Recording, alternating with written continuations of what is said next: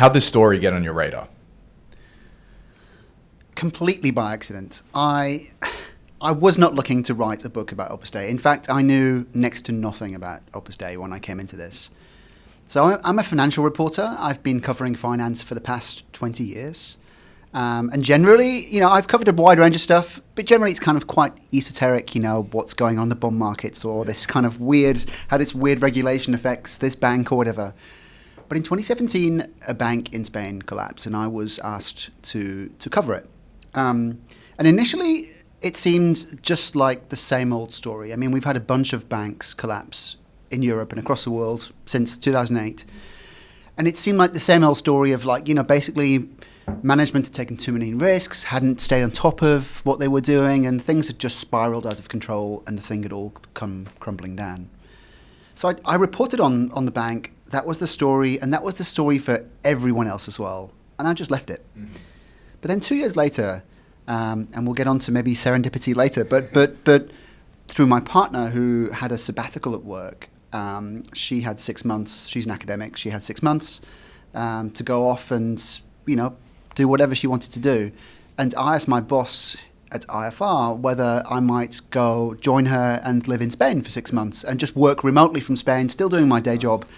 And for whatever reason, he said yes. And this is before the pandemic and before remote working became standard.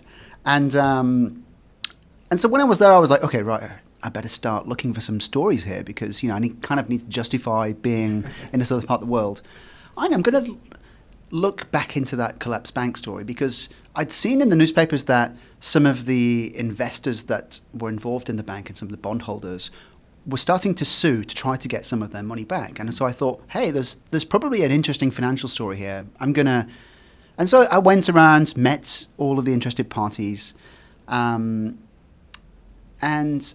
basically the more I dug, the less sense it all seemed to make. And one kind of glaring thing, which I talk about in the book, is the fact that almost everyone who had lost money seemed to be willing to talk to me. They wanted the press to cover this story because they felt very strongly that the bank shouldn't have collapsed, and but there was one glaring absence.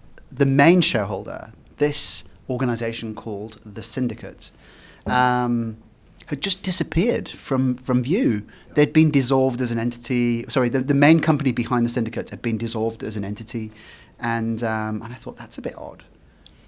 So I kind of dug a bit more, and I kind of got into the history of the bank.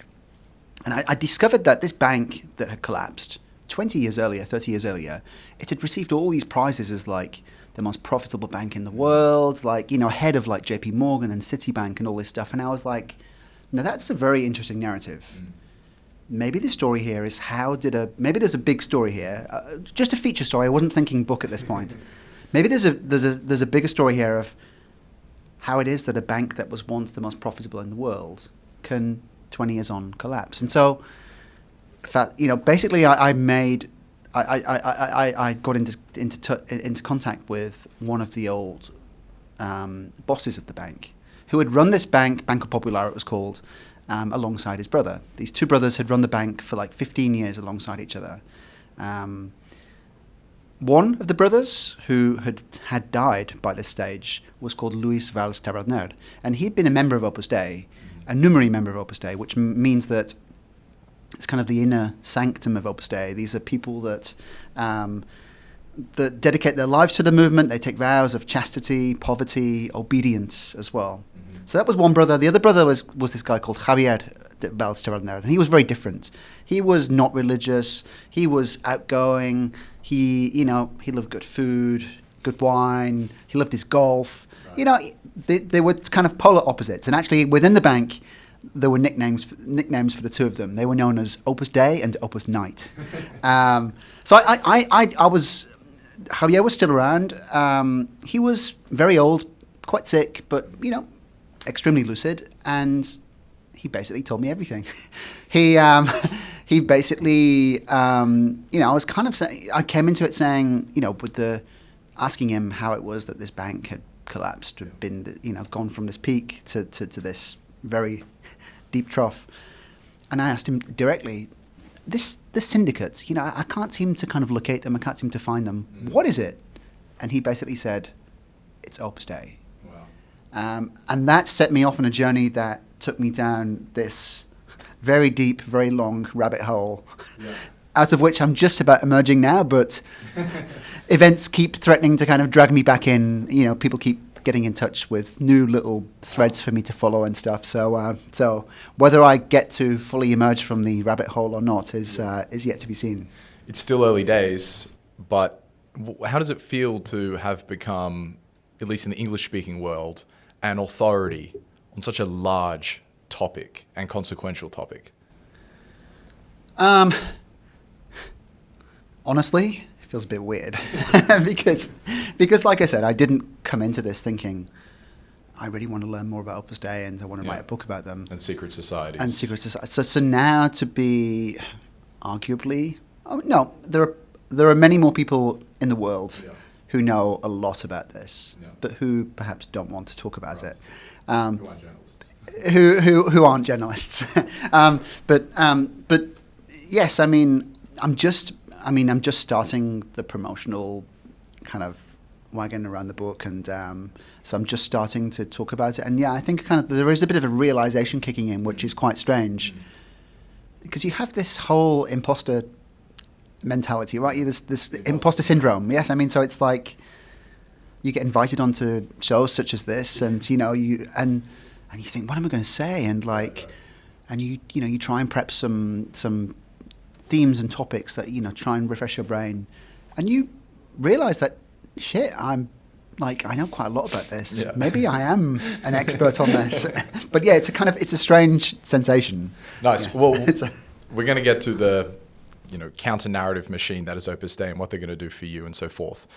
But as a journalist working in finance, you uncover the collapse of this large Spanish bank, Banco Popular, and underneath it is Opus Dei. So forgive the indulgence, but I just want to introduce some words from the book as a way for you to explain to us actually what is Opus Dei. The book offers a window into the movement, its predatory recruitment techniques, the psychological abuse borne down on members, and the control over their daily lives. It explores the medieval practices of corporal mortification that members are instructed to perform, as well as the daily rites and rituals, from cold showers to sleeping on wooden planks, that they still observe today. But this isn't just a story about the past. This book also explores the vast empire that Opus Dei controls today. In New York, Murray Hill Place rises 17 stories from the corner of Lexington and 34th. There is no signage on the red brick and limestone building, just a single discreet entrance. Behind the walls of this nondescript building, a well-oiled brainwashing machine is at work. Shut off from their families in the world outside, dozens of young recruits are subjected to a grueling timetable of prayer, introspection, and corporal mortification. Those with university degrees are encouraged to seek well-paid jobs in law or finance and to hand over all their earnings to the order. Men without a university degree are usually not admitted, although the organization actively recruits lesser educated women, some only teenagers, who are pushed into a life of servitude, of punishing 15-hour days, cleaning and cooking, their nights spent sleeping on wooden planks. It's a scene repeated across the globe, in London, Nairobi, Sydney, Tokyo, and numerous other cities. These residential centers are fed by a network of schools and universities where teenagers are educated using only those books approved by Opus Dei priests, and where newspapers and magazines regularly have inappropriate content cut out. Television and internet are censored. Meanwhile, in Rome, the leaders of this movement live a life of opulence at the palatial Villa Tevere. Forgive me, it's almost through. Lastly, the book raises important questions about the forces that shape our society, shedding light on some of the hidden actors that lurk beneath the surface. As the organization approaches its centenary, it presents an opportunity to reassess Opus Dei, showing the cult to be the centerpiece of a real-life conspiracy. And then two quotes, one from the founder, Josemaria Escriva. The disease is extraordinary, and the medicine is just as extraordinary. We are an intravenous injection inserted into the circulatory torrent of society to immunize the corruption of mankind and to illuminate all minds with the light of Christ. And then finally, to wrap this up as a way for you to introduce us to Opus Dei, a quote from you. The end game is the complete re-christianization of society from the top down by targeting the elites first. Where do we start? What is Opus Dei? Okay, there are two sides to Opus Dei. Yeah? There's the public front-facing, very friendly side of Opus Dei that the organization likes to present itself as. So 90% of members are these things called supernumeraries. These are just kind of ordinary Catholics who have decided to join the organization, I would argue on false pretenses, because they want to kind of go deeper into their faith. The philosophy of the organization is that Catholics can better live out their faith by dedicating whatever they do, whether it's their job as a teacher or a journalist or cleaning the house or doing their homework, by offering everything up to God, by striving for perfection in everything they do. But that's just a veneer. Like, that's just something they say. There's a hidden underbelly to the movement that few people, including that 90% of members, the supernumeraries, that few people know anything about.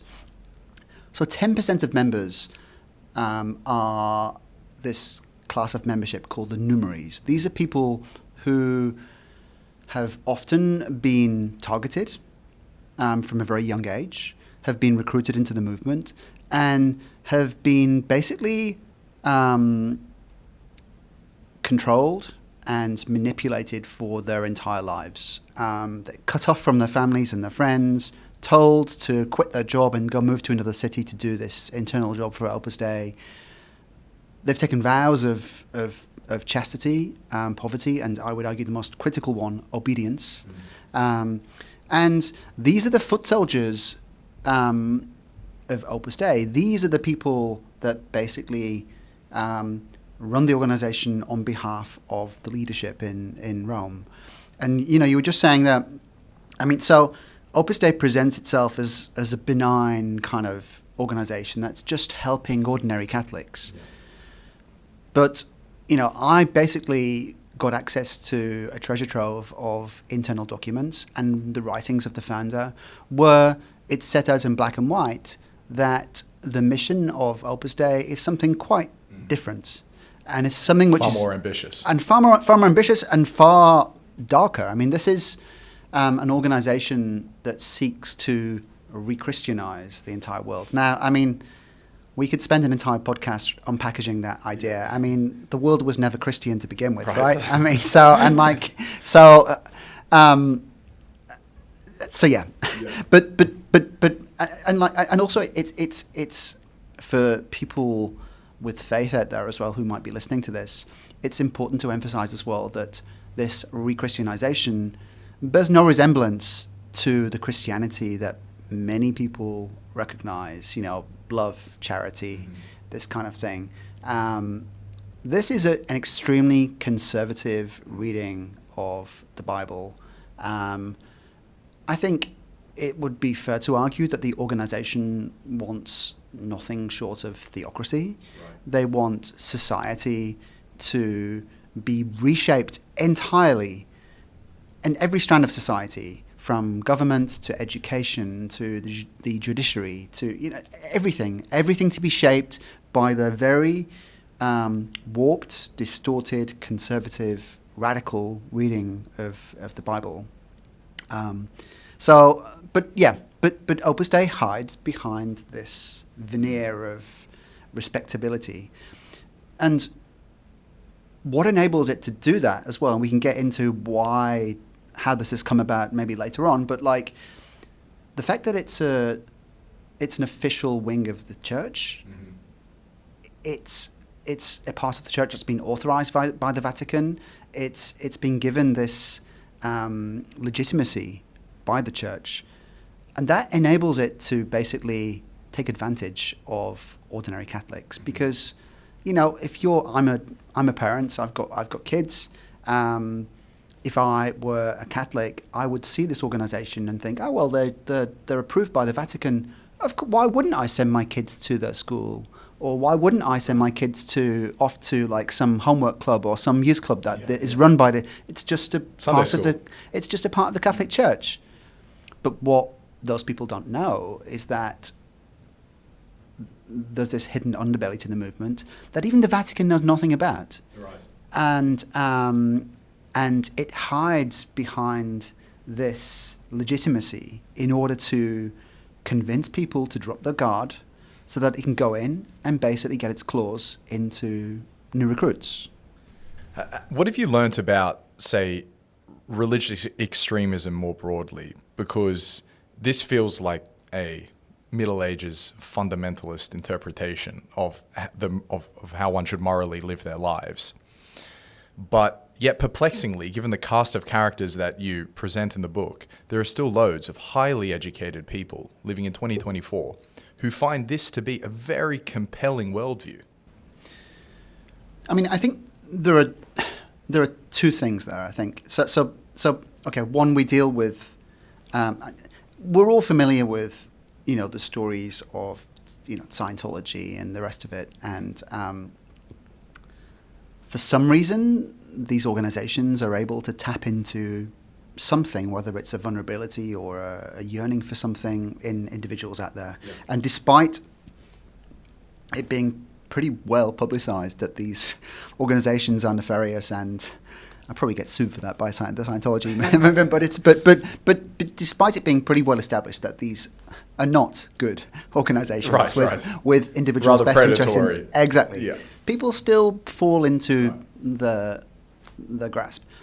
I think there's something else going on with Opus Dei. Because, movements like Scientology or whatever, or what was the other one? The one that with the letters N. I forget it. But you could throw ISIS or Hamas in there, I imagine too. So I get ISIS, Hamas are slightly different because then there's the Islamic kind of layers of that as well. But but certainly something like Scientology, it kind of operates in a vacuum, and there's no kind of greater authority that gives it legitimacy. With Opus Dei, as I was just saying, the fact that it has the Vatican legitimacy seal from the Vatican, this 2,000-year-old institution that is present in every country of the world, which has billions. Whose leader is a mouthpiece of God. Absolutely. So that gives it something else. But there's also another element to this. Because, you're touching there, you're asking about why it is that people, that well-educated, powerful people are drawn to this. And that's because Opus Dei specifically goes after them. It positions itself to, and we've seen this absolutely in Washington, D.C., Opus Dei has thrown enormous money and resources at basically breaking into Washington, D.C., because that's where decisions about how society is shaped, that's where those decisions are made. That's where it needs to be. Right from the start, the founder of Opus Dei, he realized that in order to, and there's a quote which I can't quite remember, and I'm going to kind of slightly paraphrase it, but in order to basically kind of, reach the valleys, you have to start at the mountains, and the waters will kind of trickle down to. So right from the very beginning, the founder of Opus Dei targeted the elite, and that's still what they do these days. Yeah. And that's why we see all of these powerful figures in Washington especially in the radical wing of the Republican Party. That's why we see so many of them part of this organization, because they've been targeted, and they also see this institution as a benign. But some of the more notable names you point out, like Newt Gingrich, one of the most influential conservative voices in American history, they weren't targeted from their youth. They, as adults, fell into this and were happy to take the lobbying money to push their agenda further.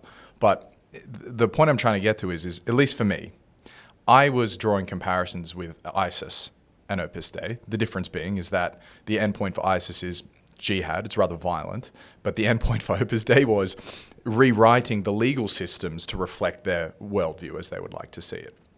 So there's it's nice that it's less violent, but it's nonetheless as pernicious. Okay, look, is it less violent? Because, the founder of Opus Dei wrote, and admittedly this was Spain in the 1930s when things were kicking off, yes, for want of a better phrase. But he specifically wrote that he was building an army for Christ. He called them kind of a hidden militia. And he said he was recruiting people that would go into battle against the enemies of Christ. He very much saw this as a battle. So, I mean, the parallels to something like ISIS are, I think it would be justified to draw certain parallels there. And some people still see it in that kind of frame of mind as well. I mean, if you take someone like Kevin Roberts, so this is the president of the Heritage Foundation and the architect of this thing called Project 2025, which is basically a blueprint for a second Trump term. But it's a dystopian blueprint for basically ripping up the way society has been run, for eliminating basically the entire federal bureaucracy and replacing it with people, like-minded people. Yeah.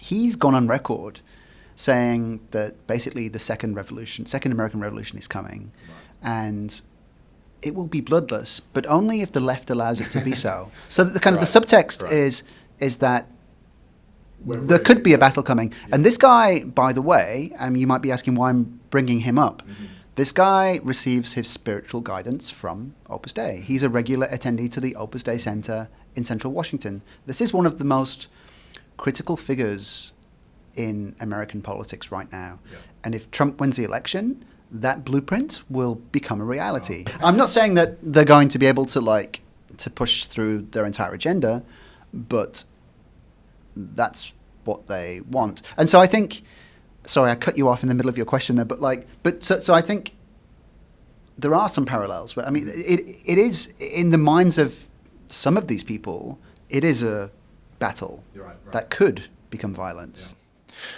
So this is an example of the sort of heights of power this cult or sect has achieved.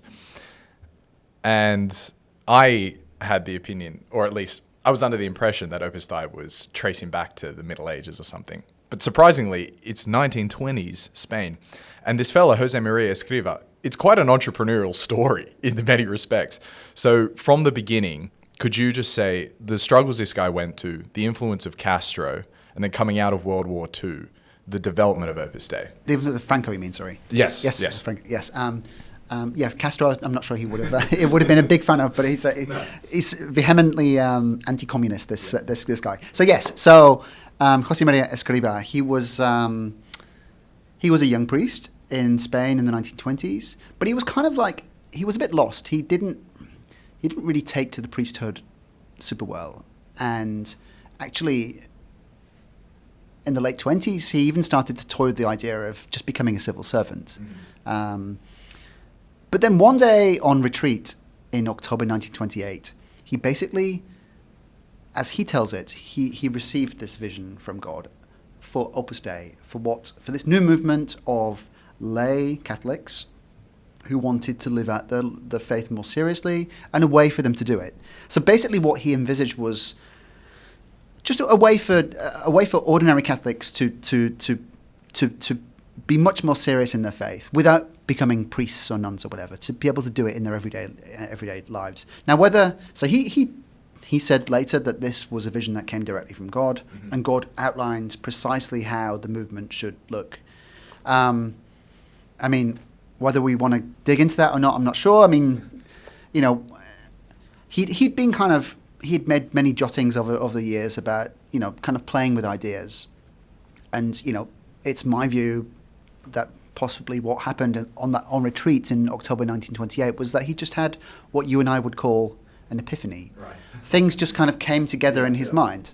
But, anyway, so for the first few years, he really struggled to find anyone to join Opus Dei. I think almost 8-9 years after receiving this vision, he had a total of 20 members. Mm-hmm.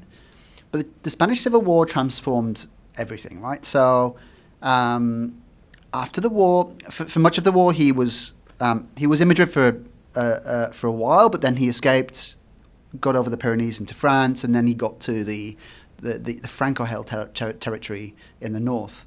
But then after Franco won the war, he returned to Madrid, and he basically started from scratch.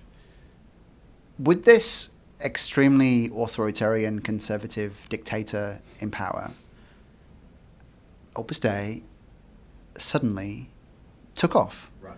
I mean, there's a number of kind of technical reasons that we can get into, if you like, but of why that happened or not. But basically, Franco saw Opus Dei as a movement that was aligned with his worldview.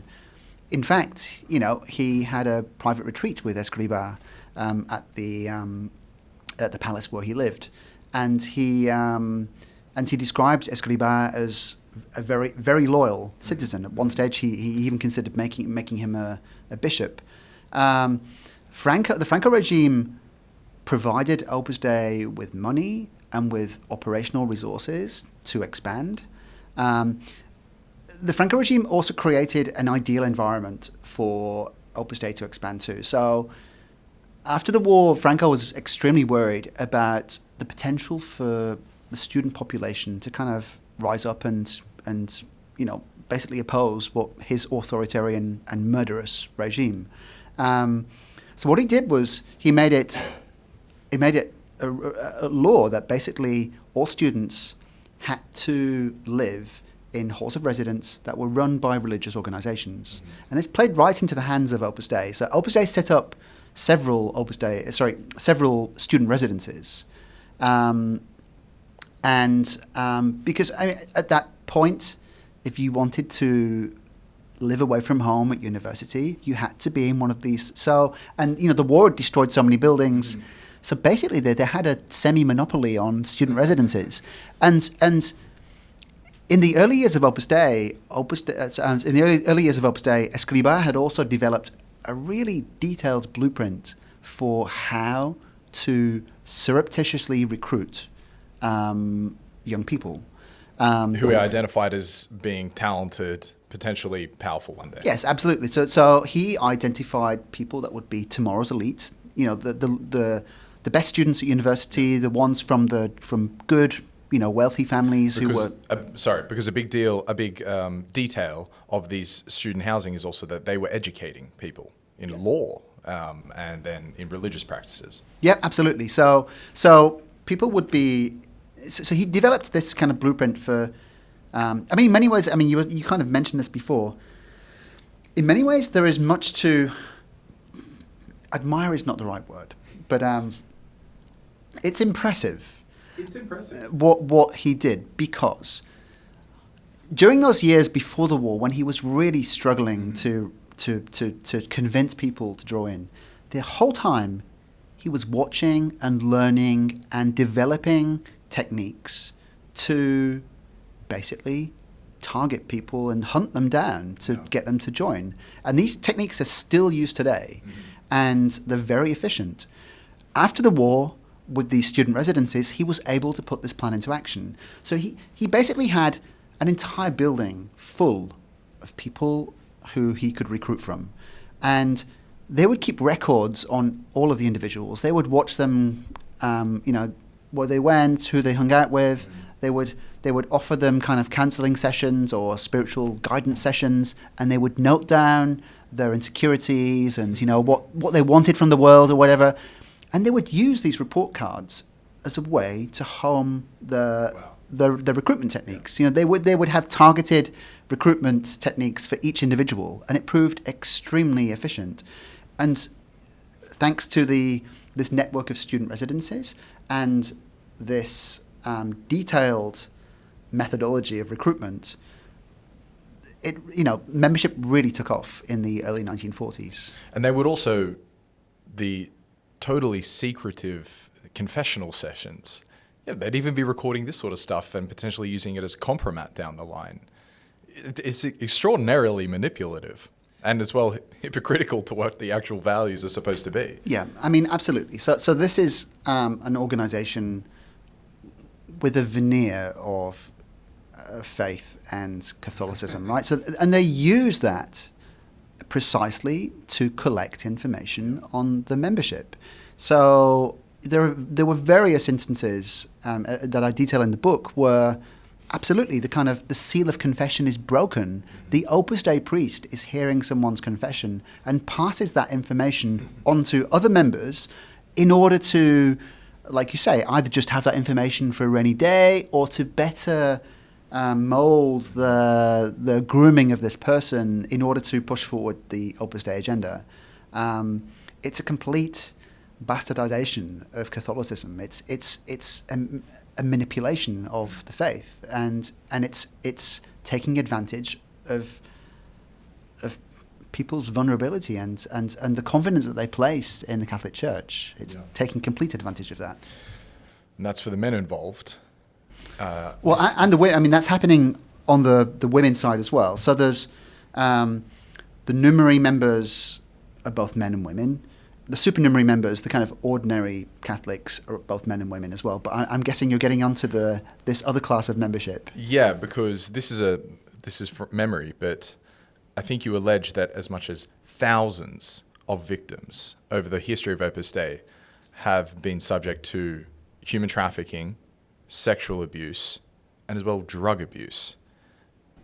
Okay, let's unpackage those various things. Okay, let's start with the drugs.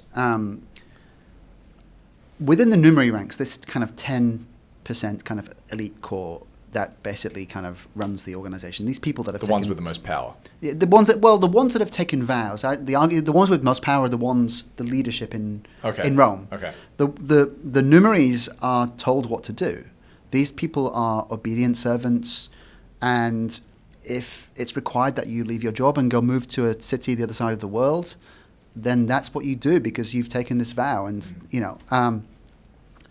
so within those ranks, every element of daily life is closely dictated and closely controlled. These people, for many years, these people were not able to pick up a newspaper and read what was going on in the world. There'd be sections of the newspaper cut out because they were deemed inappropriate. They can't just pick up any book they want and read it because some of them are off limits, including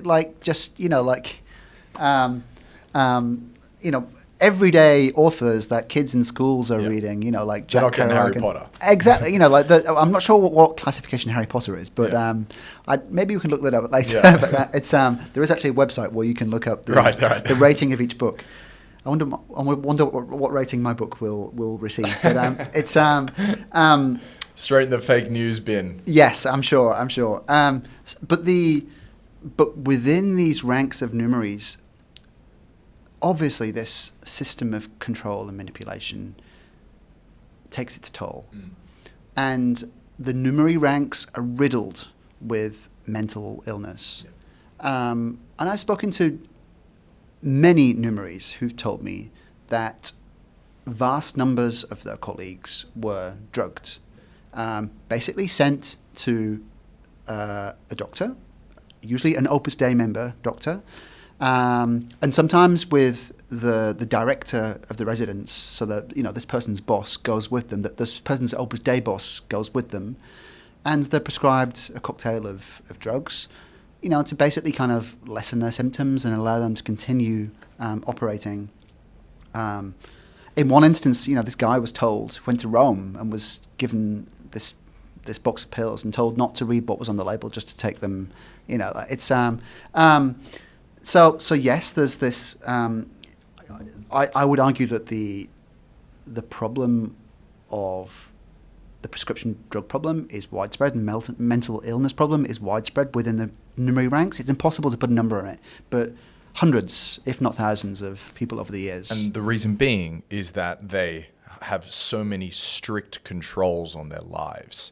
They are under constant surveillance, the type of mental strain that might put onto a person. It's an atmosphere of constant psychological and emotional abuse. And it's no surprise that people break down and they crack under the pressure. But at least according to the testimonies I've heard, Opus Dei seems unable or unwilling to kind of recognize this very real problem. It has to stick to the methodology precisely as it's written down by the founder, because to question that is to question the entire vision and the entire foundations of Opus Dei. So that's the first thing. you mentioned the human trafficking element. So there are the normal numeraries and the normal supernumeraries, but there's also this underclass of membership called the numerary assistants. Now, initially, this class of membership was called the numerary servants, and Escriva, when he thought up this new class of membership, he was so pleased with himself. I think he again, I paraphrase, but he said something like, "This is the best thing God has ever given us," because what it was, these were not the elite. These were the opposite. These were girls, and specifically girls and young women, recruited from underprivileged backgrounds who were desperate for work and desperate for a chance in life. They were recruited by Opus Dei and put to work in the student residences. And because they were numerary members also, they were expected to give all their pay to Opus Dei.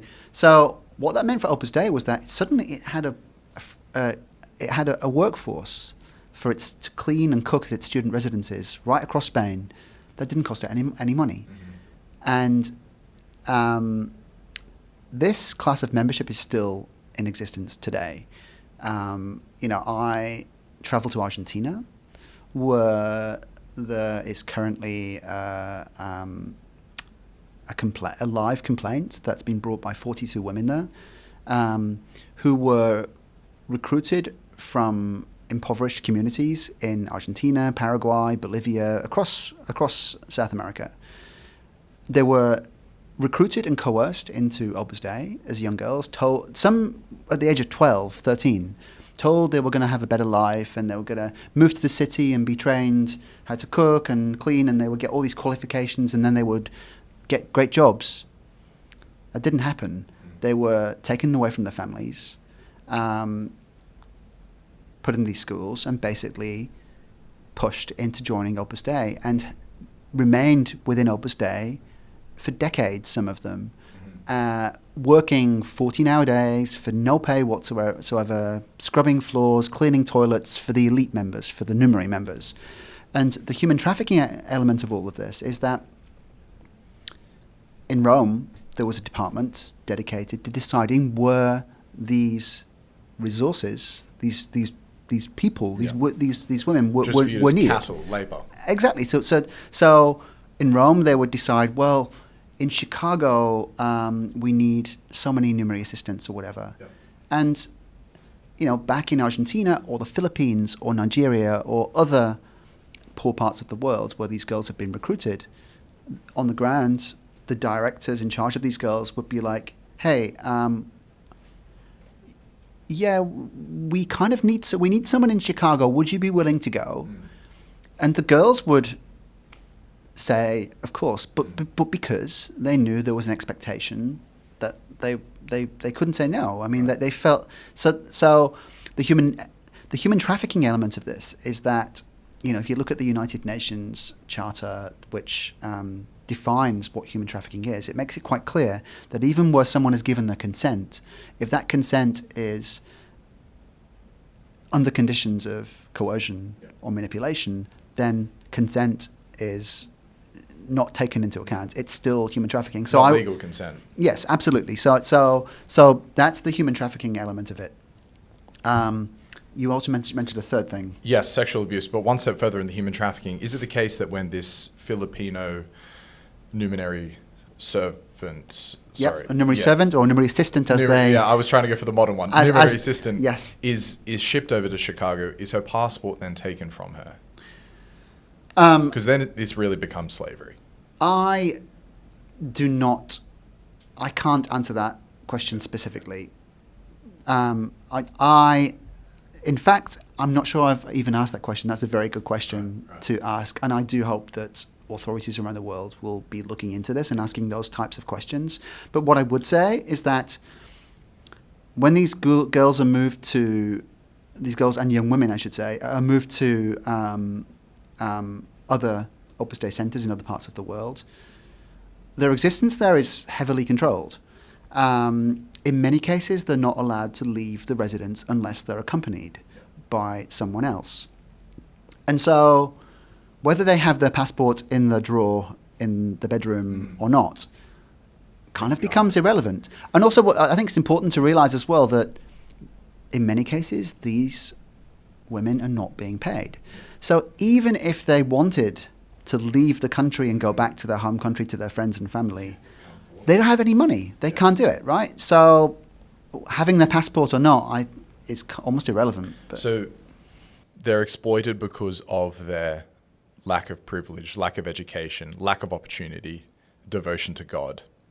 They work 15-hour days under constant supervision. 7 days a week, 365 days a year. Not necessarily glorifying work either. It's cleaning, cooking, not even being looked at by the higher members of the place that you're living in because you're considered lesser than. In fact, it's prohibited to look at them. It's just so filthy at every perspective. But then sexual abuse enters. So there have been various cases of sexual abuse that I've kind of picked up on through my reporting. And it ranges from, there was a famous Opus Dei priest in Washington, D.C. that groped one of the women that came to him for spiritual direction, and later they had to... This is McCloskey? This is McCloskey, and later they came to a $1 million settlement. Yeah. Not before he was shipped out the country to escape facing legal charges to another Opus Dei residence in London. Yeah. But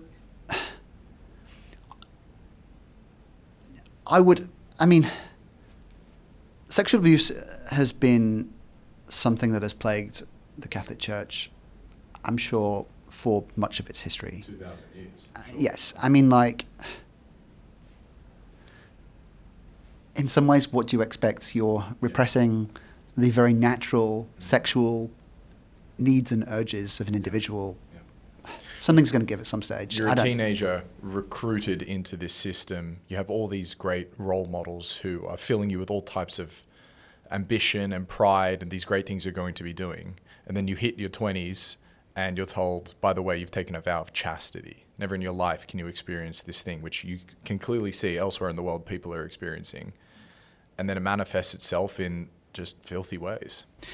And, so in one sense, discovering sexual abuse within Opus Dei or by Opus Dei members is not that surprising because every part of the Catholic Church has probably had its own problems over the years. But what's different, I think, about sexual abuse in Opus Dei is the way that even in recent years, following what happened with the Boston Globe scandal and the Vatican's subsequent attempts to clean things up and to ensure that abuse is reported properly. Despite all of that, even very recently, when sexual abuse cases have arisen within Opus Dei, there's been this almost kind of instinctive reaction to cover it up. Mm-hmm. Because what matters most for Opus Dei is the protection of its own image. It's the protection of this veneer of deep spirituality and serious Catholicism. Yeah. And pursuit of something greater than yourself. Exactly. And it's been able to cover this up because, maybe this is a good moment to get into the structure of Opus Dei. But Opus Dei operates at arm's length from anything that's going on. And so over the years, it's created this enormous web of companies and non-profits, foundations all around the world that on paper have nothing at all to do with it, but which in practice have everything to do with it, which, it's a completely symbiotic relationship. It's, Opus Dei decides who the directors of these companies and foundations are. I remember speaking to a number of people who were directors of these foundations who were, one guy told me one day he was presented with the minutes of a meeting that he'd supposedly attended, where all of these decisions had been taken. Yeah. And this meeting had never taken place. Pure fraud. It was pure fraud. So this web of companies at arm's length from Opus Dei allows the organization to protect itself. So it's a way of shielding the organization from any potential scandal or blowback. So, I mean, just to pick one example, there was this sexual abuse case that arose in Argentina again at the end of I think it was about 2019 or 2020. And at that time, the Vatican had a system in place that if anything was reported at local level, it had to be then reported up to the Vatican. They had to be formally notified. So this guy went to Opus Dei and basically told them about how he'd been abused by a numerary member of Opus Dei when he was just a kid, and basically specifically asked that Opus Dei in Argentina report this as it had to under canon law up to the Vatican. And it refused because it said, well, actually that abuse didn't take place within Opus Dei. It took place at this foundation that has nothing to do with Opus Dei, even though it's run completely by numeraries and were basically, the reason for being of this camp where the abuse had taken place was to recruit young people into Opus Dei. But it just allows it to wash its hands and say, nothing to do with us. And that is happening day in, day out all over the world. We're for sure going to get into how the legal and offshore plumbing allows the scale of this to happen exactly as you just said, how they're always at an arm's length from any scandal. They can claim ignorance and then, punish in air quotes the wrongdoers. But before we get there, we're just building this little case for why Opus Dei is a cult, fundamentalist religious organization that is actively recruiting people for the sole purpose of building more power for the organization to influence the world to become the way that they want it to see. Politics is involved, the Vatican's involved, the biggest money in the world's involved. But from the beginning, they have this, like any cult, they get into some weird stuff. The silice, the whipping. What is the philosophy behind the asceticism, which from the very beginning has been a cornerstone of the Opus Dei? So the silice is this kind of barbed wire that numerary members of Opus Dei and some supernumerary members are expected to wear around their thigh for a couple of hours a day, supposedly to kind of remind them of the suffering of Christ. The discipline is this kind of whip that they use. So once a week they're expected to use the whip, and usually they'll take off their top and kind of whip their back or their butt cheeks, and in some cases it draws blood. This is for the numerary members, this is a kind of mainstay. It's something that was stipulated by the founder. He himself was obsessed with corporal mortification. Now, I mean, I'm not a psychologist, but he had a number of issues, let's say, around his weight. For example, he had massively fluctuating weight. He struggled with weight, with his weight his entire life, and he would often punish his body more at times of stress. So I think this was a personal obsession. There's a pretty horrific scene in the book where he takes it really far. Yeah, he kind of, I think standing in a pool of his own blood almost. He basically attaches razor blades to the discipline to make the suffering even greater. And his mother and his confessor become quite concerned about his mental well-being at one stage. And I do think there's something there that people more qualified than me could dig into.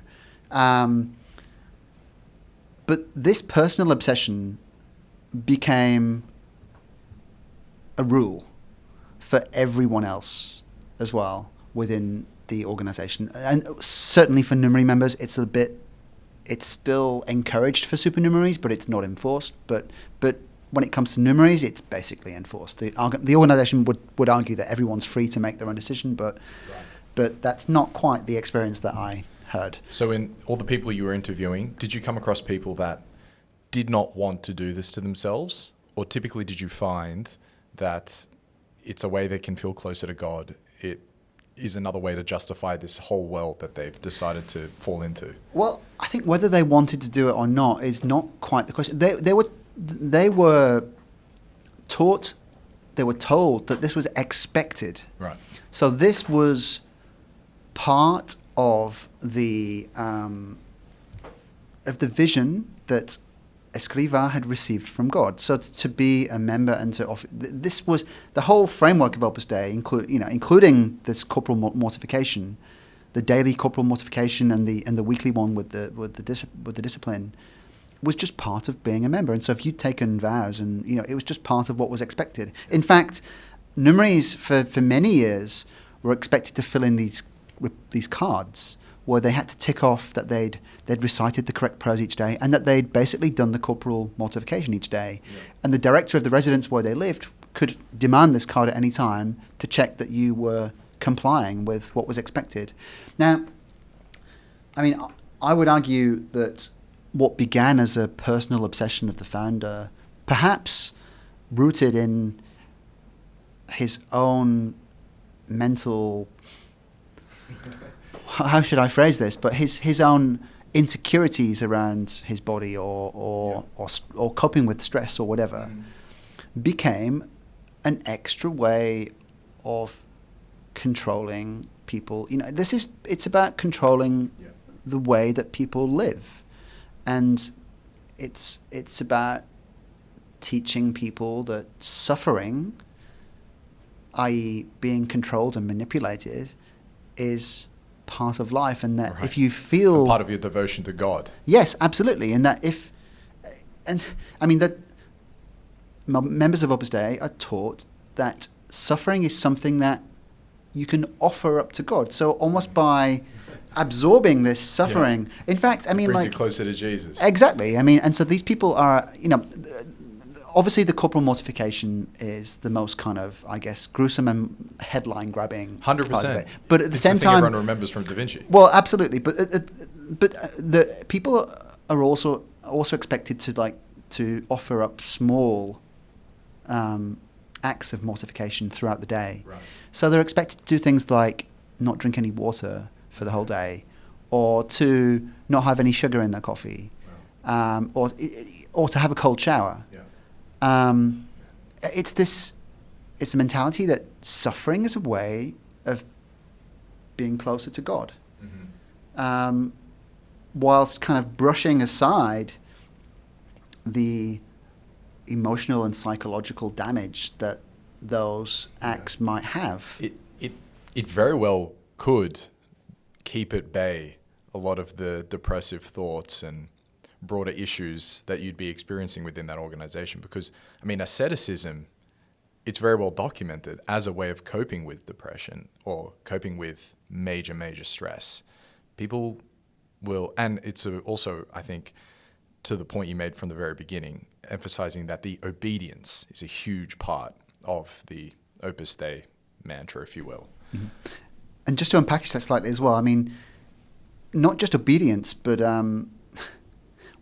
there's also a system within Opus Dei that they call fraternal correction, whereby basically everyone is encouraged to report on everyone else.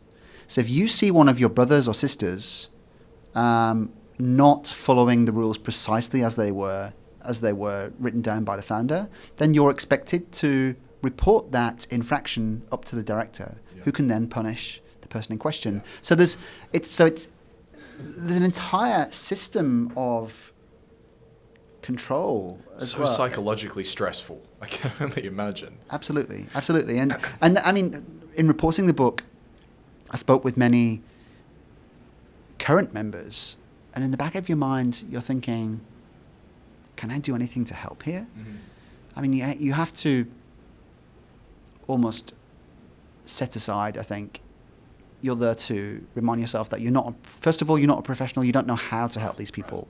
Right. And it's the decision of the individual to seek help. You can't push it onto them. But also, as a journalist, you're there to report on the story and to dig into what the truth is. It's not your role to necessarily become, to rescue these people. But as a consequence of your book and all of the media that you're going to be doing over the next months to bring attention to this, you as an individual could well bring more change to the future of that organization and for all the people that just suffer out of sheer bad luck at the end of the day within it. I mean, I absolutely hope so, but I'd also like to stress that my book would not have been possible if it weren't for a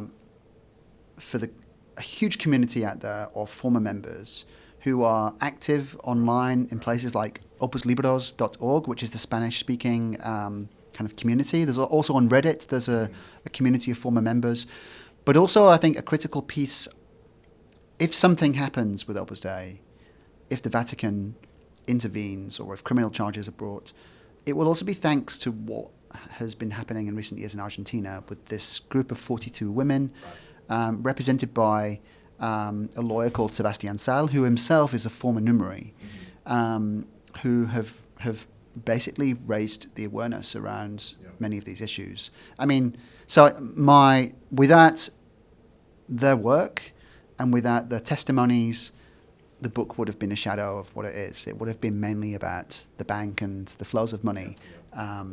But thanks to them, it's become much more. And I hope that collectively we can all bring an end to this clear abuse and control. Nice. Gareth, we do have a lot more to get to. I'm conscious of the time, so I just want to make sure we can make the most of it.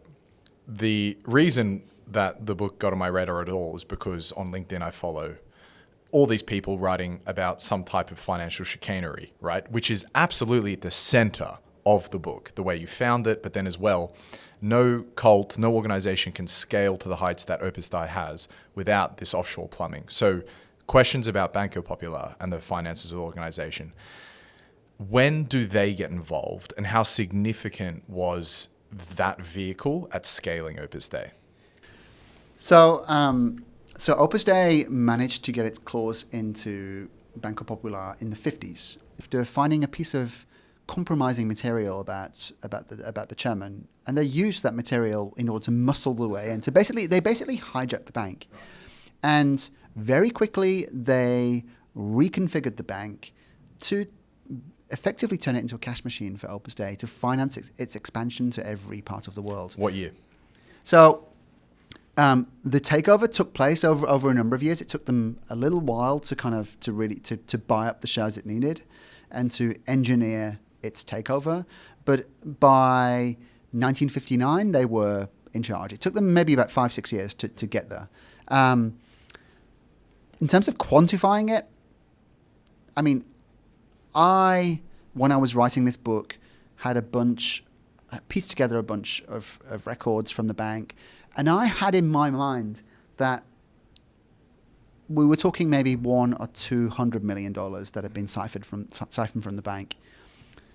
But more recently, it's become apparent that the figure is much, much higher. Wow. What happened was that the chairman of the bank, Luis Taberner, used his position to divert the bank's funds to three foundations, three Spanish foundations, which then became critical vehicles in the expansion of Opus Dei. So these vehicles, like we were talking before about these arm's length foundations and companies, on the face of it, had nothing at all to do with Opus Dei. They were given like anodyne names, like the Foundation for Educational Excellence, or like whatever, right? But they effectively became vehicles for passing money from the bank to Opus Dei initiatives all around the world, including in Argentina, where these girls, in fact, the school where many of these girls were recruited was directly funded by the Spanish bank. So that was one way, but also the chairman, in addition to creating these foundations, he also carved out a bunch of shares and hived them off into other foundations that were held by Opus Dei. And they also made soft loans and there were, I also trace in the book, a series of financial flows between Spain into Switzerland and then on to tax havens like Liechtenstein and Panama and Curacao, where the money then went on to other Opus Dei foundations in other parts of the world. So I think we know at least $1 billion was siphoned from the bank, and I would think probably that's an underestimate. Wow. Okay. At its height, what did Opus Dei's assets look like? Okay, I mean, at its height, I mean, we don't know the answer to this question because Opus Dei refuses to recognize or provide a list of foundations that are linked to it. I have directly challenged Opus Dei to provide me with a list of affiliated foundations. It has refused. In fact, it refuses to acknowledge that any of these foundations are in any way linked to it. And so we simply don't know. But, okay, in the US, I managed to trace about almost 100 non-profits that were linked to Opus Dei. And between them, they had assets of about $1 billion. Now, the United States is not even a large country for Opus Dei. The biggest countries are Spain, Mexico, Italy, Argentina. So if that's how Opus Dei looks in the States, we can only imagine what Opus Dei looks like in these other countries. In much more opaque financial environments. And you know, like, what I hope is that my book is a jumping off point for a lot of investigative reporters out there who will do the digging. I simply didn't have the time and capacity to dig into Mexican shell companies. Exactly. But there are many stories to be written there, right? And I sincerely hope that the book is just the start of this, and that journalists out there will dig more into this, and maybe one day we'll be able to answer that question. Nice. What about your sense for how diversified their investment portfolio was? Because they owned lots of property, if I remember correctly. Yeah, I mean, property was the main thing they had. I mean, they had this castle on the banks of Lake Como. They had this 17th century French chateau. When you say had, they still have? So that specific property, the property on Lake Como, they recently sold to a luxury brand. Right. LVMH, right? Yes, yeah. Exactly. And the plan is that LVMH will refurbish, will kind of do this up and renovate this place into a luxury hotel. We don't know how much they paid, but we do know that the project for the hotel, including the cost of buying it, is about $100 million. So that's one property that they no longer have, that they've recently sold, and the money is now parked in one of these foundations. But it still owns this 16th century chateau on the outskirts of Paris. We're recording this in London, and about 50 miles from here, they own a very large country manor. Okay. In the US, in Boston, they've got this Tiffany mansion that also has been put up for sale. Around the world, they have a vast property portfolio, but they also have stocks and shares and bonds and cash. Yes, so it's a diversified portfolio, but I think property it's pretty real estate heavy, let's say. And most of the buildings the Numinaries live in, they own as well?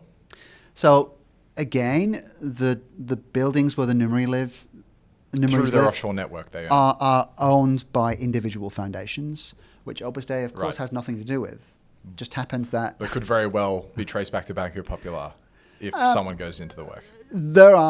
I know for a fact that there are various residencies around the world that were financed directly by Opus Dei. That were financed directly by the bank. And how significant were tax exemptions as a religious institution to their ability to expand? Well, I can only really speak to the US because that's the place I looked into this in most detail. But absolutely, I mean, I actually spoke to the guy that designed this system of foundations in the US, and he told me that absolutely. I mean, one of the main reasons was that it was much more tax efficient. Up until that point, Opus Dei had been investigated several times by the IRS there, and this allowed them to basically, stop the IRS from prying too much. But I would argue that deep down, Opus Dei is a political, not religious organization, and that it shouldn't have these exemptions. Now, I'll leave it to tax lawyers and accountants. If Scientology can get it, I think we've got no chance with Opus But clearly, Dei. I mean, clearly, tax laws around this kind of thing need to be tightened up. Yeah. But why does a religious institution get tax laws, period?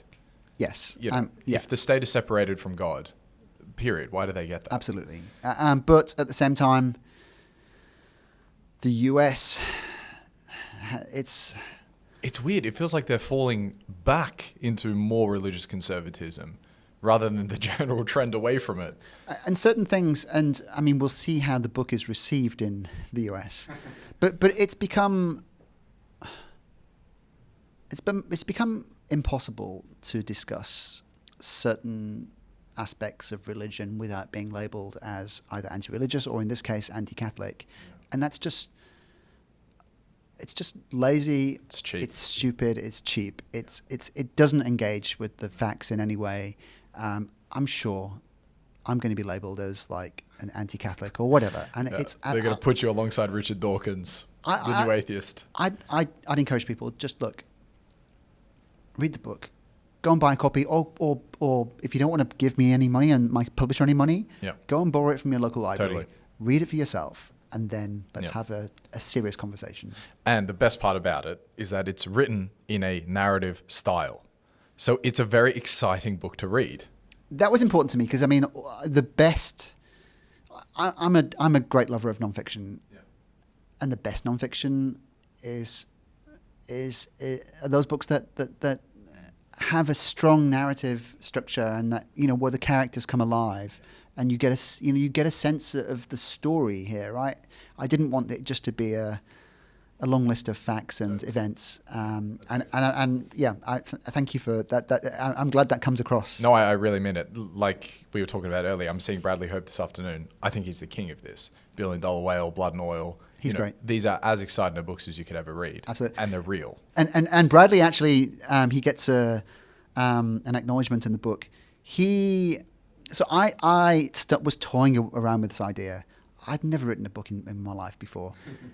And I found out that Bradley lived near to me, and I asked him whether he'd be open to meeting for coffee one day, and he agreed.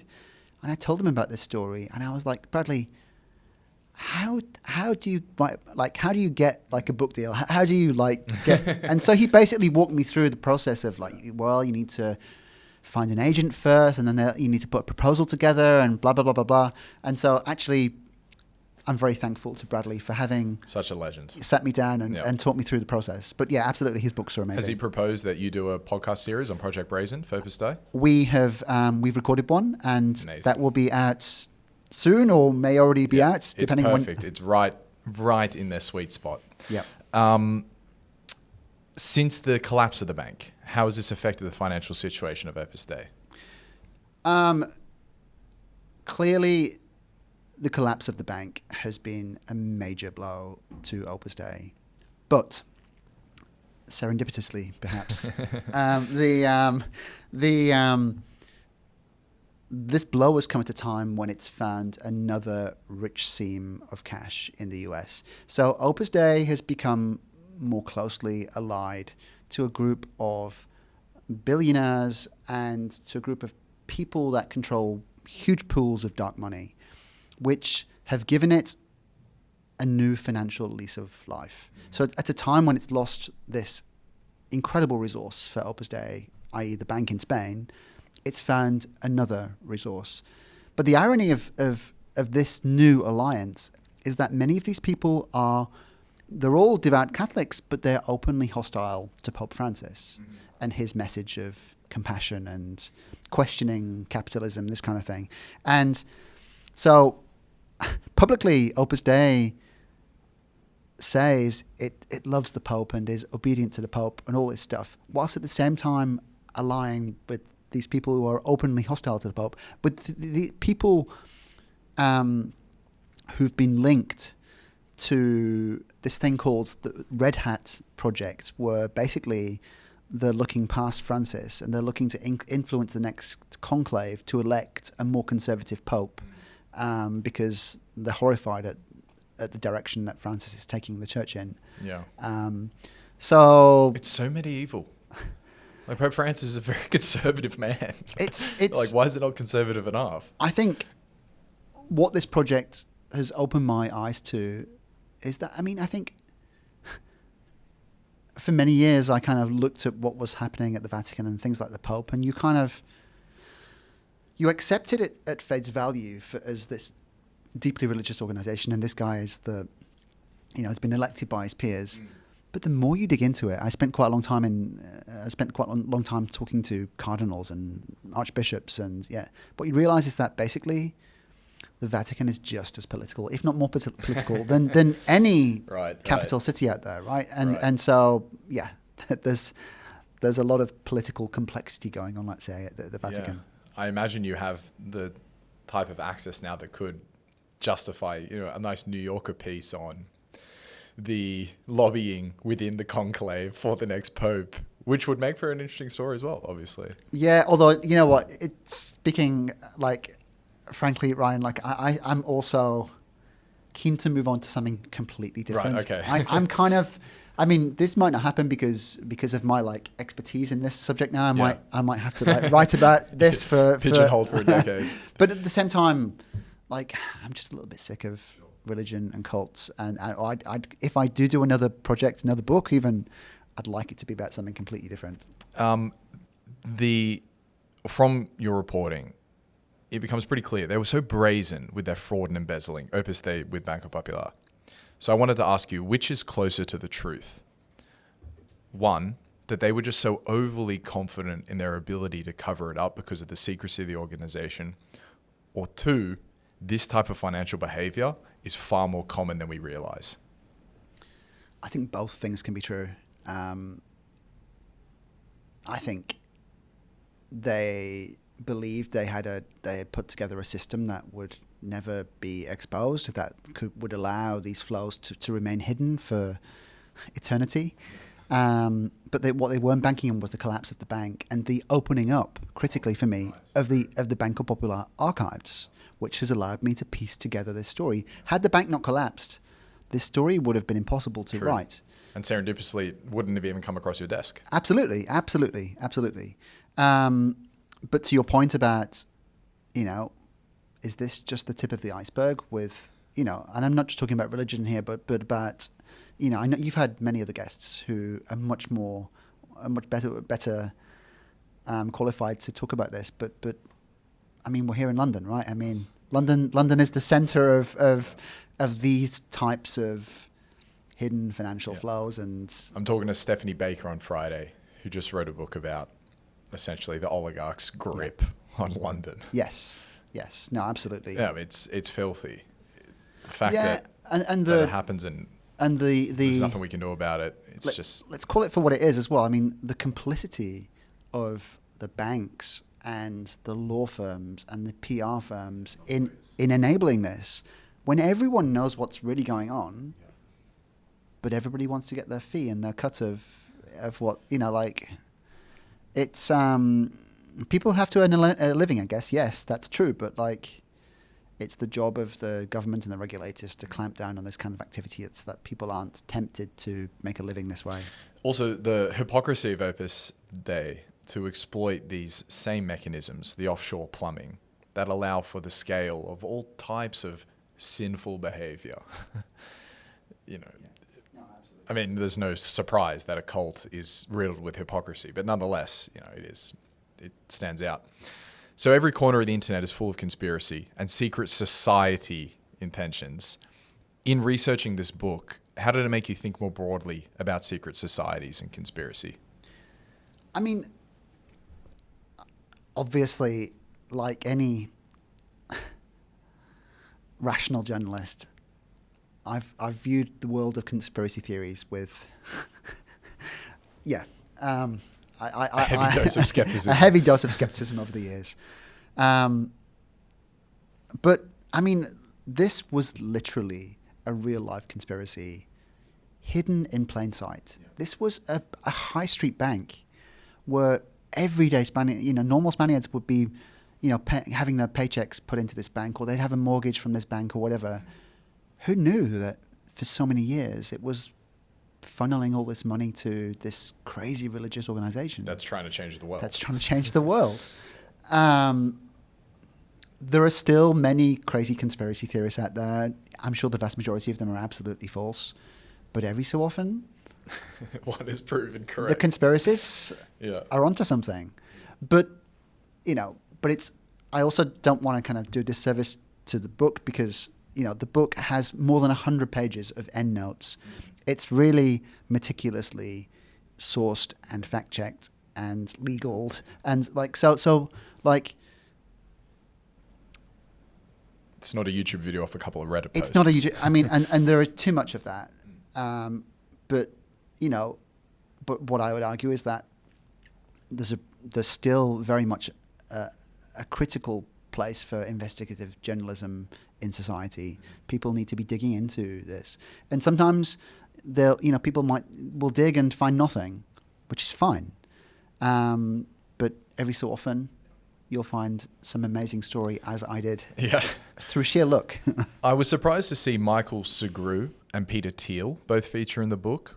These are people I admire a lot, and I know they're religious, but having consumed a lot of their work, I would have just thought they're not interested in the worldview Opus Dei is trying to create. No, I reached out to both in the reporting of the book, but neither of them wanted to talk. So I can't really speak to what, how they think. But I think that way of thinking is maybe not quite the right way of thinking about it. I think we need to come at it from a different angle, which is that Opus Dei has targeted people like Peter Thiel precisely because he's influential and has money. So we shouldn't look at it from what are Peter Thiel's what is his belief system, and what drives him. Opus Dei is looking at him and thinking he's someone that we want on our side, and so I guess there's an attempt to groom him in some way. Whether or not that's successful, I do not know. I haven't spoken to... Peter Thiel's gay as well. Mm-hmm. Yeah. Which makes it that much more surprising to see him being affiliated with people who would call gayness a sickness. Yes. And so there was an Opus Dei priest who was a close friend of Peter Thiel, and the two of them would go on walks around I think they call them the Marin Mountains, just outside of San Francisco, and they would talk about all kinds. I'm sure the priest barely ever brought up homosexuality, because, and this is the hypocrisy of it all, that these people say they have these deep-rooted, kind of very strong beliefs, but they're very selective about how they express them or who they express them to, because the main thing they want is access to power and access to money.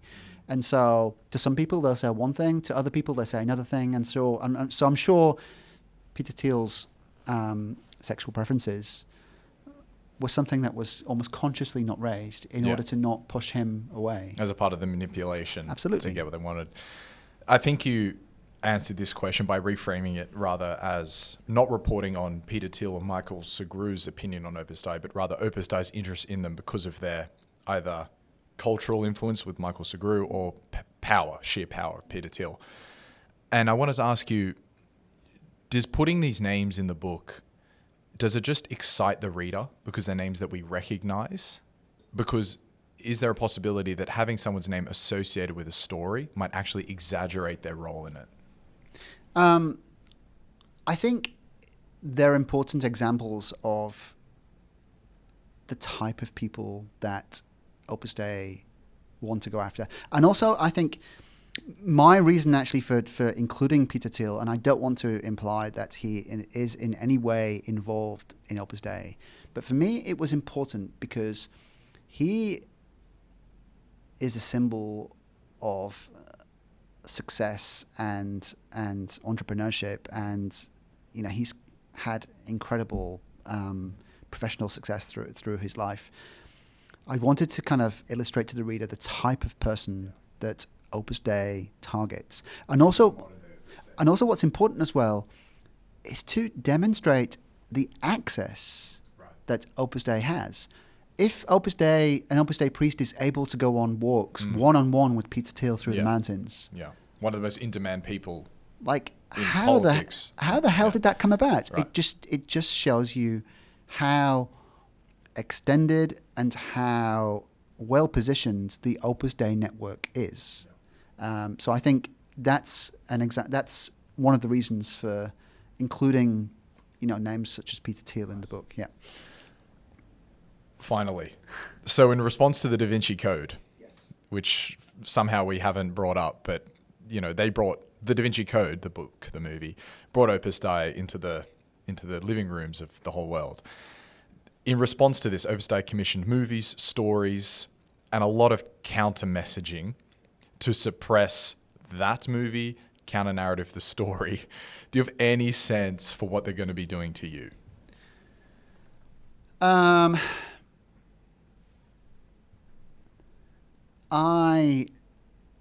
So we're recording this before the book is actually out.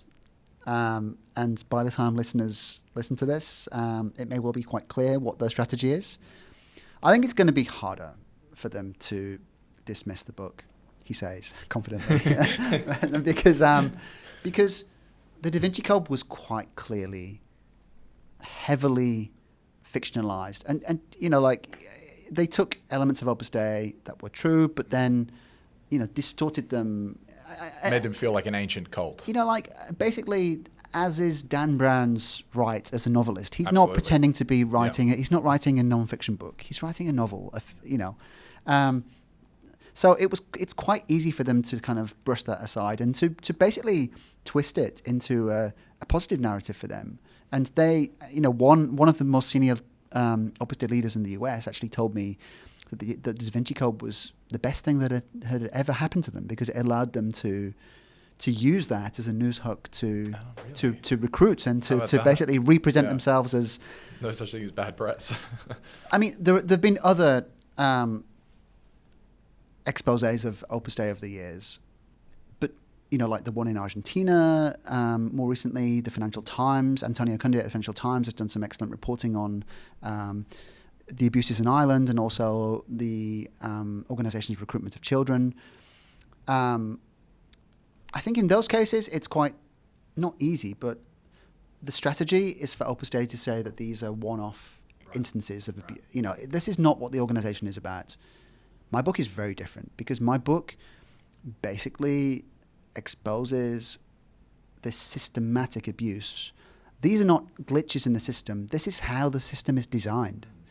And so it's going to be hard for them to just say these are just one-off instances. There are hundreds, if not thousands, of victims of this systematic abuse. And so that's not going to be an option for them. I suspect they'll try to label me as like non-religious, non-Catholic, so he doesn't understand the calling that these people feel, which, if you read the book, is an absolute non-argument as well. We will see. I mean, the right thing for Opus Dei to do is to hold its hands up and say, we fucked up. We're really sorry. What's the odds of that? We're going to absolutely reform the entire system. But you know what? I don't believe it can do that, because Opus Dei is built on this understanding that Escriva received a vision from God. And this vision was meticulously detailed. He wrote this down.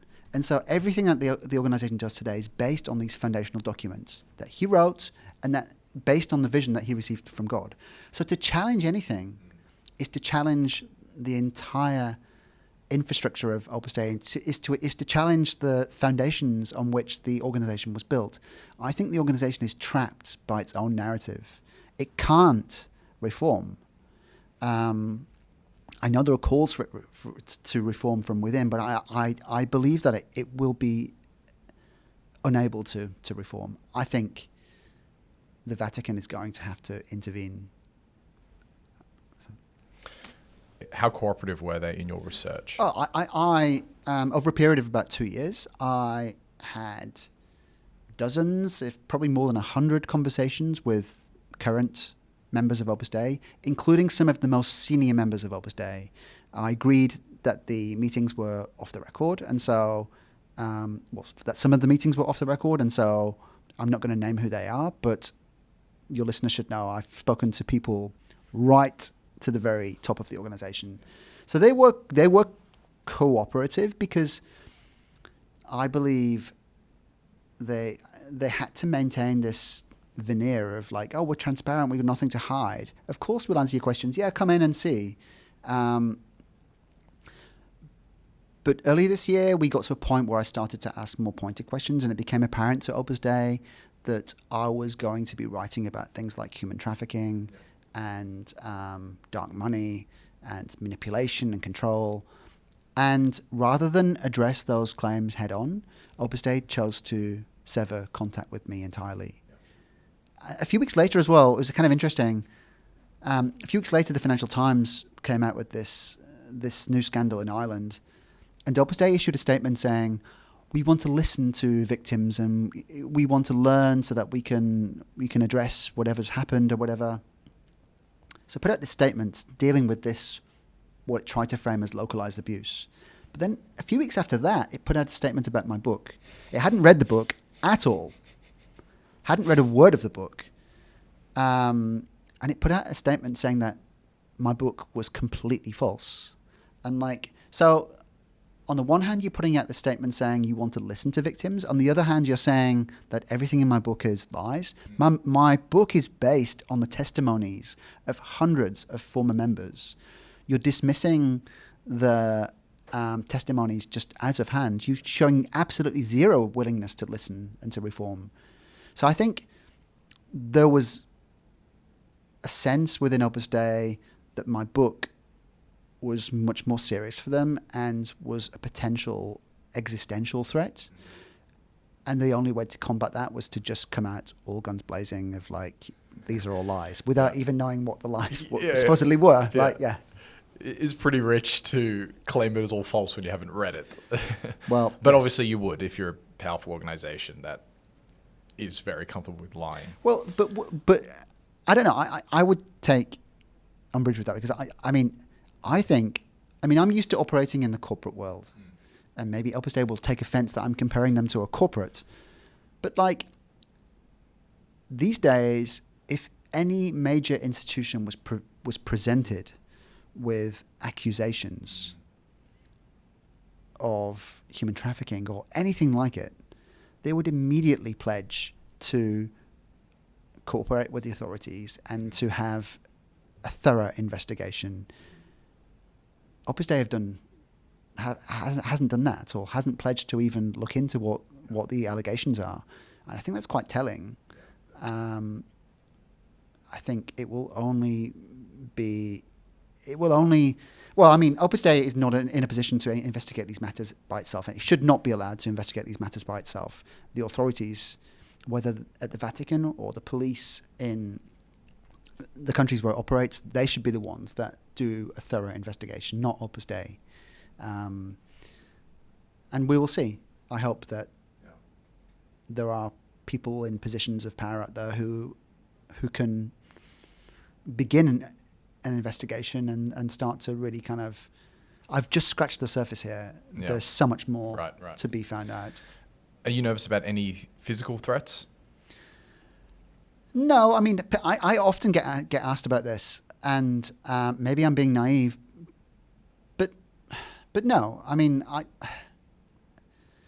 what I'm aware of is that there'll be threats online because there are trolls everywhere, and this is not something that's unique to Opus Dei or to the world of religion. You know, there are trolls everywhere, right? There's a lot of unhinged people out there. Yes, and so I'm sure I'm going to receive all kinds of abuse online.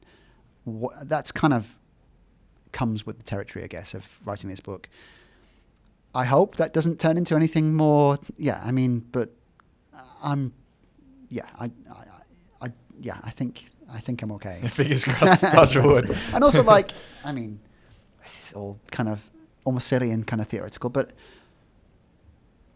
and I'm not implying in any way that Opus Dei might think of doing that, but it would be the worst possible outcome for Opus Dei if something was to happen to me. Yeah.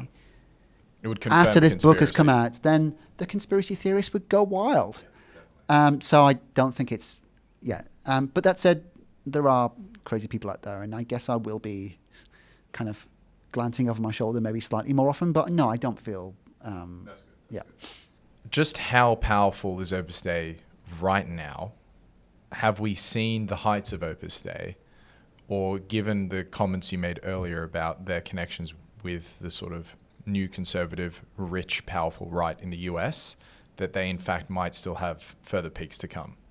No, I hope we've seen the peak of Opus Dei. I hope that the book will expose the organization for what it really is and will force the Vatican and other authorities to intervene and to possibly, look into criminality and press charges and bring people to justice.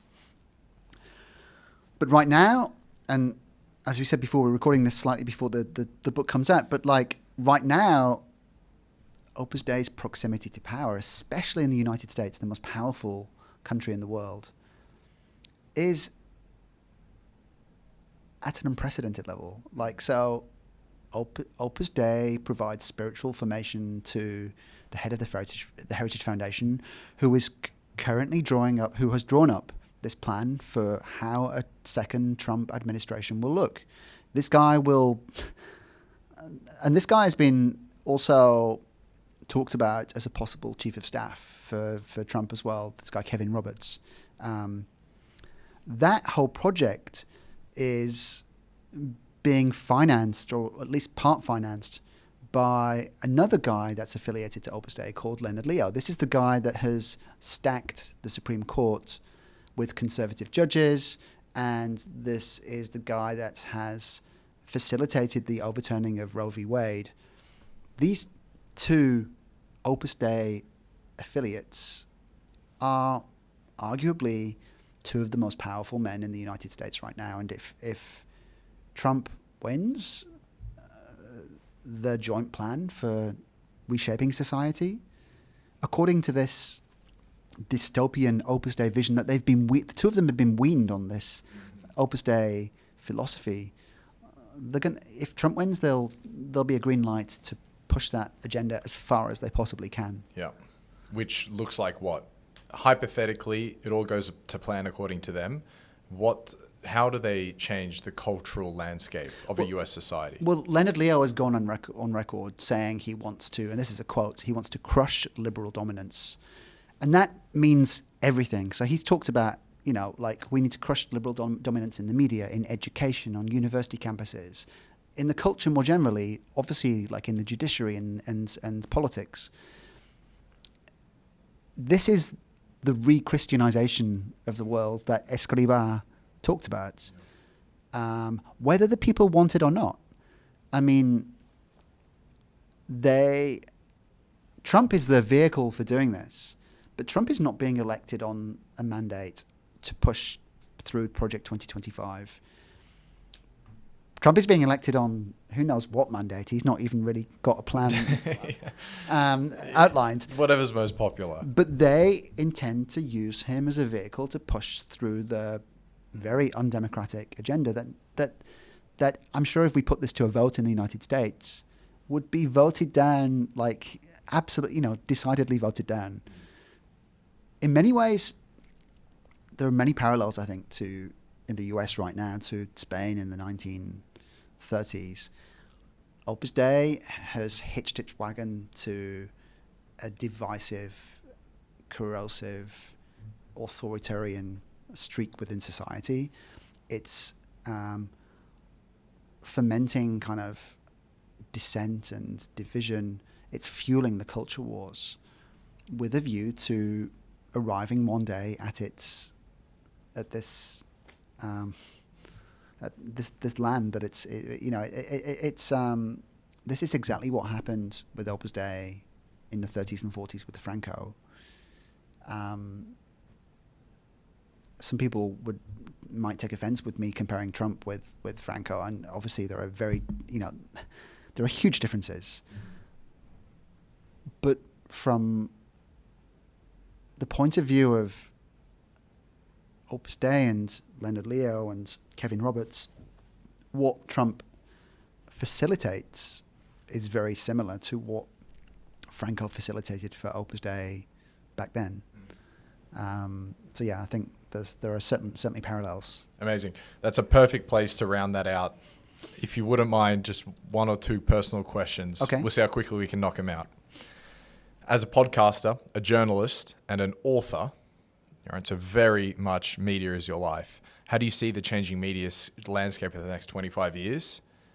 And then you as a producer of this media, how do you best position yourself to take maximum advantage of it? Oh, can I just say I don't know? No, you're not yeah. going to. I mean, yeah. But I mean, like, I'm kind of torn because part of me looks at the media landscape and thinks,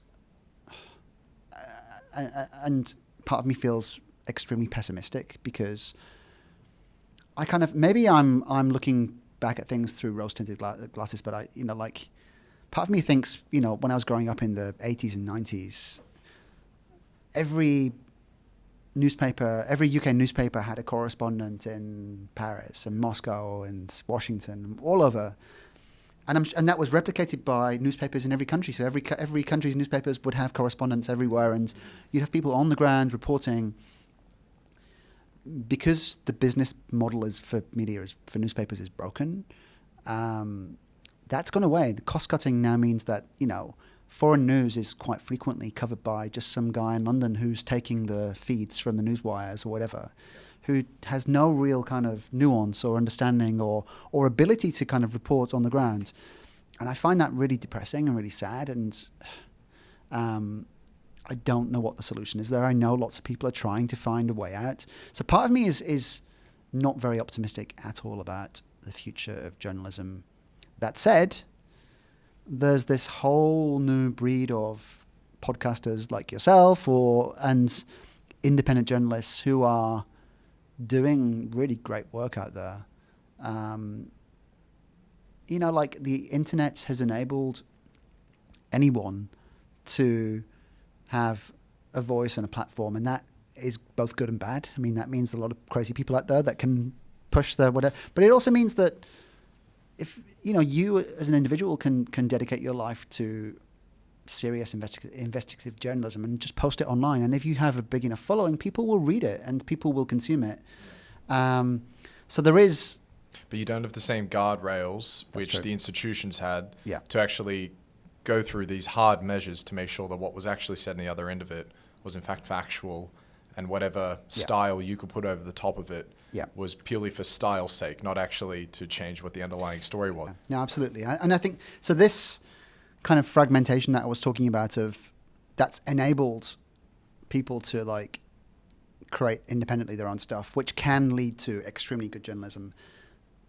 It's also given rise to these lunatics, and unfortunately, I think as the media becomes more and more fragmented, it means that people are just going to live in silos and just listen to the type of stuff that they want to do. I mean, I'm not saying that we should or can recreate these monolithic kind of newspapers or broadcasters that I guess you and I grew up with or whatever, but there was something in that. There was people striving for balance and having the like you said, the guardrails in place that we're gonna, if we're moving further in this direction of a more fragmented kind of independent media landscape, the dangers are that it's going to become a big shouting arena of people able to say whatever they want, even if it's completely false. That's the negative, probably much more realistic take. But I do also see a really, really optimistic future in it as well, where the quality of stuff, if you are willing to sift through the crap to get to it, might be better than ever. Better stories, better told, better put together, but you have to sieve. Totally. And who's got the time for that? And also, we're being bombarded the whole time with material and with I mean, so if you're already being bombarded by the algorithm on Instagram or Facebook or whatever, Twitter or whatever, or I should say X, sorry, then was the incentive to go out there and find it for yourself? You know, like you've got to really, it's got to be a conscious effort to be like, right, I'm going to go find it. But people should, and people must. Wild. Finally, Gareth, what is the role that serendipity has played in your life? Well, I mean, like, this entire book has been born out of sheer luck, right? I mean, like, the bank collapsing, me being a financial reporter, sent to report on it, and then going back to Spain a couple of years later. I mean, absolutely. I mean, serendipity has this would not have happened without serendipity. But that said, and serendipity is there the whole time in life. Mm-hmm. But I guess it's what you do with that serendipity. Like, me happening by chance on this amazing story was just the start. And to turn it into a book that is legally defensible and takes a huge amount of work. So yes, serendipity is the basis of so many things in life and is absolutely the basis of was the foundations of this book. But then a lot of hard work has gone into it to make it what it is. But yeah, but like, you just have to go with the flow in life, right? I mean, you never know what's around the corner. I would love to write another book. Ideally, something that isn't in any way related to cults or to Opus Dei. But I'm still waiting for that story to serendipitously arrive on my lap. I mean, it's kind of funny, this whole process of like looking for another idea, because what do you start? Like, what do you, I mean, like, yeah. So I guess I'm trying to look for things, but I keep finding myself going down, you know, a dead end. I'm hoping that like this story, something will just at some stage fall into my lap and it will just, I'll just know. Incredible, mate. Well, it's a bloody good book, and it will be out when this podcast is out, and everyone should read it. And thank you so much for being so generous with your time today. Thank you for having me, Ryan.